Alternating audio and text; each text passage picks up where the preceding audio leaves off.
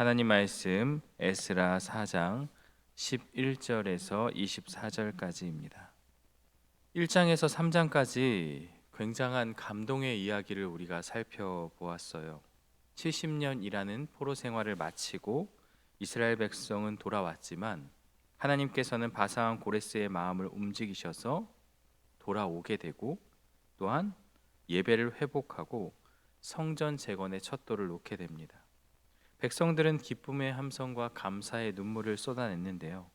하나님의 손이, 하나님의 역사가 그들을 인도하시는 것이 분명해 보입니다. 그렇게 잘 되어가는 것처럼 보이지만 오늘 본문인 4장에 들어서면서 분위기가 이제 반전되기 시작하죠.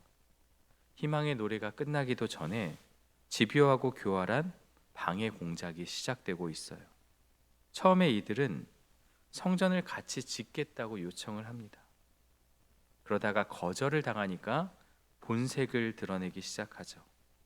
가장 위험한 공격이 바로 이런 호의적인 얼굴로 찾아올 때 시작됩니다. 이스라엘 주변에 살고 있던 사마리아인들이 찾아와서 우리도 너희와 함께 건축을 하겠다, 동참을 제안합니다. 그런데 이 안에는 어떠한 마음이 있습니까? 하나님을 믿는 그 유일 신앙에 대한 자신들이 믿는 종교를 혼합시키려는 그러한 마음과 이 예루살렘에 대한 어떤 기득권을 차지하려는 음모가 이들의 호의 가운데 숨겨져 있던 것이죠. 스룹바벨과 예수아는 신앙 공동체의 순수성을 지키기 위해서 제안을 단호히 거절합니다. 그러니까 이제 대적들은 본심을 드러내고 뇌물을 주어서 이 성전을 재건하는 모든 것들을 멈추도록 방해하고 있는 것이죠. 그러면서 오늘 본문에서 상소문이 그것을 말하고 있는데요. 단순한 불평이 아니라 하나님의 일을 멈추게 하려는 목적이 있습니다. 그러나 이것이 시대상 순서상으로는 맞지 않아요. 상당히 뒤에 있었던 일이긴 하지만 이것을 같이 기록한 이유는 바로 하나님의 일을 하는 데는 방해가 있다라는 것을 우리에게 보여주기 위함입니다. 13절 말씀을 보면 이제 왕은 아시옵소서, 만일 이 성읍을 건축하고 그 성곽을 완공하면 저 무리가 다시는 조공과 관세와 통행세를 바치지 아니하리니 결국 왕들에게 손해가 되리이다. 대적들이 이 성전을 재건하는 모든 것들을 막기 위해서 무엇을 지금 하고 있느냐? 만약에 이것이 완공이 되면 세금과 관세와 통행세를 내지 않을 것이다.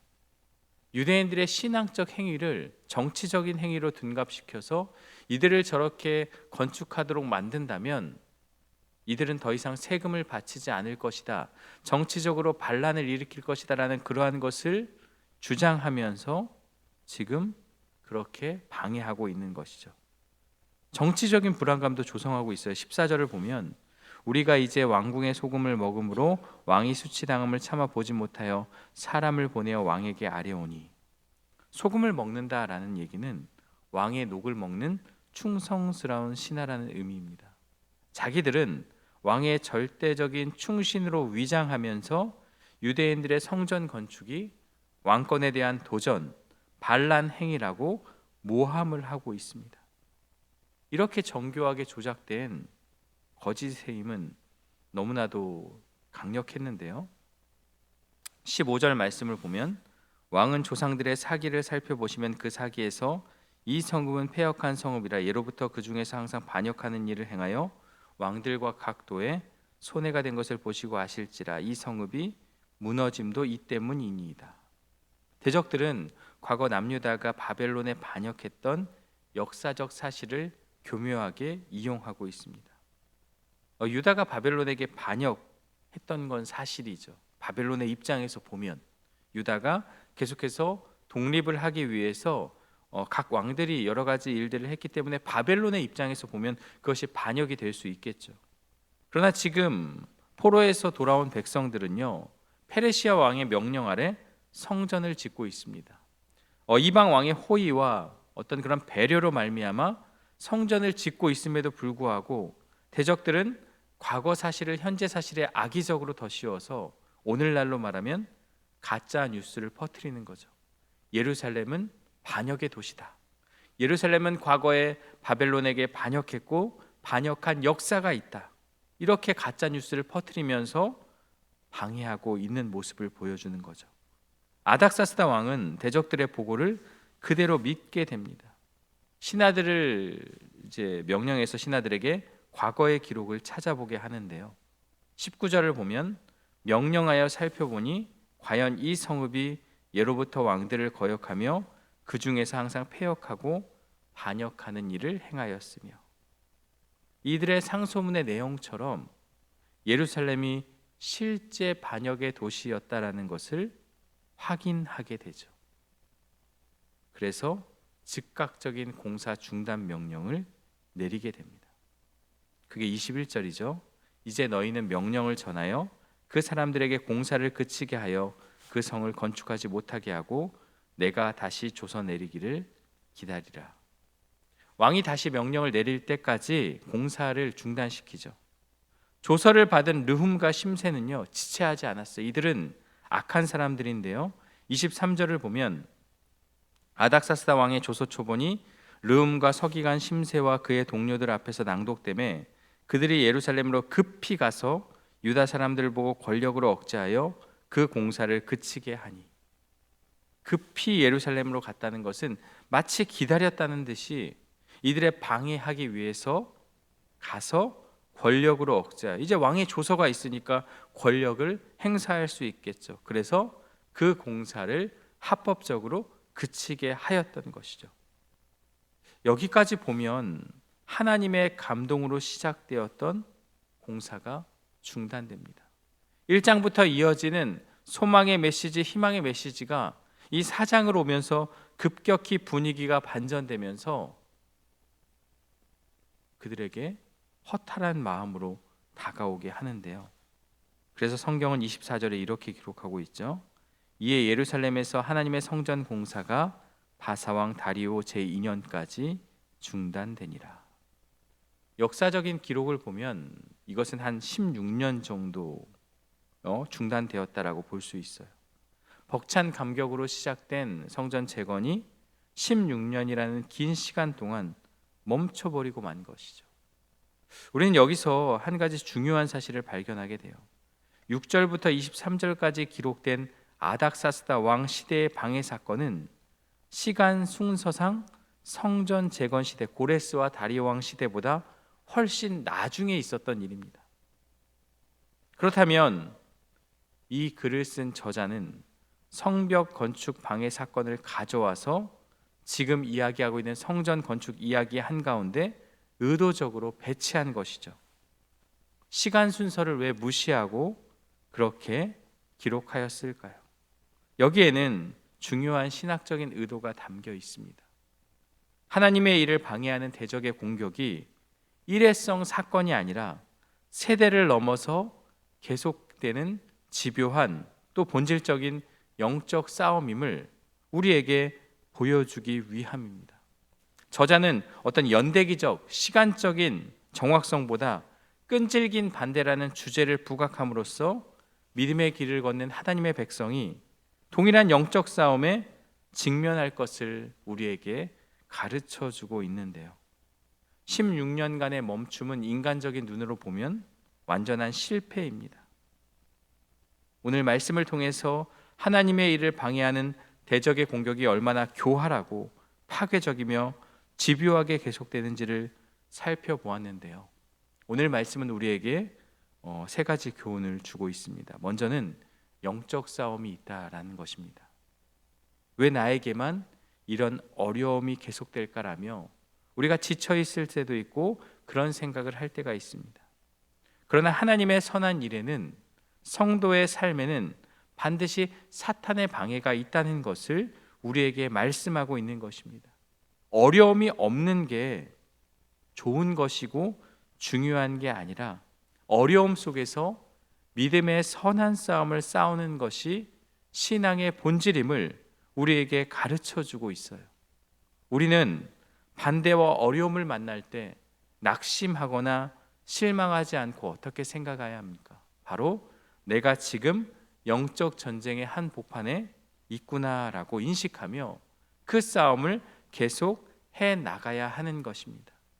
지금 유다 백성들, 돌아온 자들이 절망과 어려움 가운데 있지만 잠시 건축은 멈추었지만 그들은 계속해서 기도하고 인내하면서 이 싸움을 해 나가고 결국 이후에 선지자들을 통해서 다시 동료가 되면서 그 건축을 마무리했던 것처럼 우리의 신앙생활도 이러한 싸움이 있다는 것을 기억해야 하는 것입니다. 두 번째는요, 신앙의 원칙을 지켜야 한다는 것입니다. 우리가 전반부에서 보면 4장 초반부에 이들에게 달콤하게 협력을 제안하는 사마리아 사람들의 그러한 모습이 있었습니다. 어떻게 보면 선한 의도인 것처럼 보이죠. 우리도 함께 성전 재건에 힘을 보태겠다. 그러나 그 이면에는 무엇이 있습니까? 이방 종교를 혼합하고자 하는 그러한 음모가 그 마음 가운데 숨겨 있던 것이죠.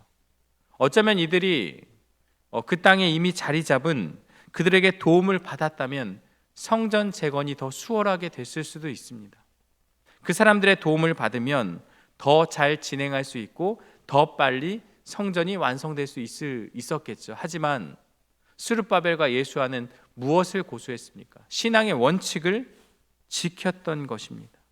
쉬운 길 대신 유다 백성들의 신앙이 훼손되고 위협받는 것을 막기 위해서 신앙의 순수성을 지키기 위해 달콤한 제안을 포기하고 성전을 재건했던 것입니다. 세상은 오늘 우리에게도 이 정도는 괜찮다며 교묘하게 타협을 제안합니다. 세상의 제안 앞에서, 세상의 방법 앞에서 쉽고 편한 길이 아니라 더디고 힘들지라도 하나님이 기뻐하시는 거룩과 순결의 길을 선택하는 결단이 우리 안에 있어야 함을 말씀하고 있습니다. 마지막 세 번째는요, 하나님의 주권을 신뢰하는 믿음입니다. 멈춤의 시간이죠. 16년이라는 시간 동안 길게 느껴지는 응답 없는 시간, 멈춰버린 상황 속에서 모든 것을 포기하고 싶을 때가 있습니다. 오늘 우리의 삶 속에서도 멈춰버린 시간처럼 기도해도 응답이 되지 않고 삶의 어려움은 가중되고 정말 하나님은 살아계신가라는 의문이 들 정도로 힘든 일을 겪을 때가 있습니다. 성전 공사는 16년간 멈췄지만 하나님의 계획이 멈춘 것은 아닙니다. 하나님은 정확한 때에 학개와 스가랴 선지자를 보내서 백성들을 격려하셨고 다리오 왕의 마음을 움직여서 결국 성전을 완공하게 하셨습니다. 이후에 계속해서 방해 공작이 일어나는 것을 우리는 오늘 말씀으로 보았지만 분명한 사실은 우리의 시간표가 아닌 하나님의 시간표가 작동되고 있다는 것을 믿어야 한다라는 것이죠.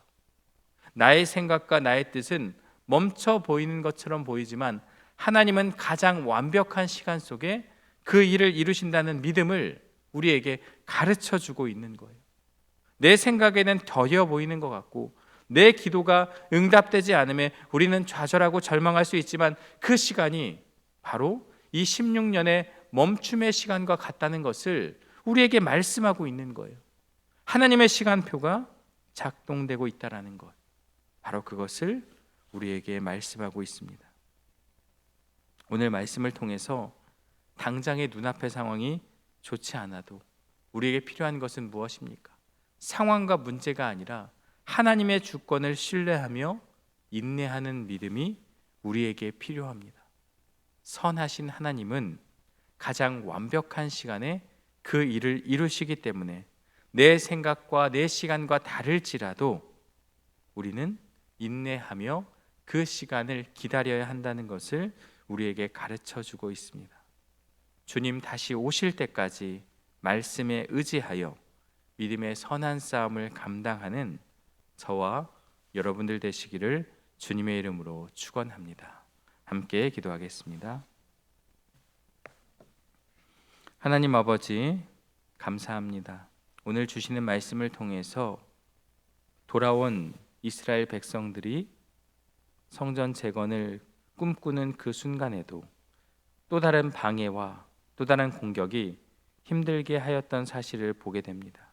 때로는 매력적인 제안으로, 매력적인 협력으로 다가올 때도 있고, 거짓 비방과 또한 여러 가지 악한 모습으로 방해할 때가 있음을 살펴보았습니다.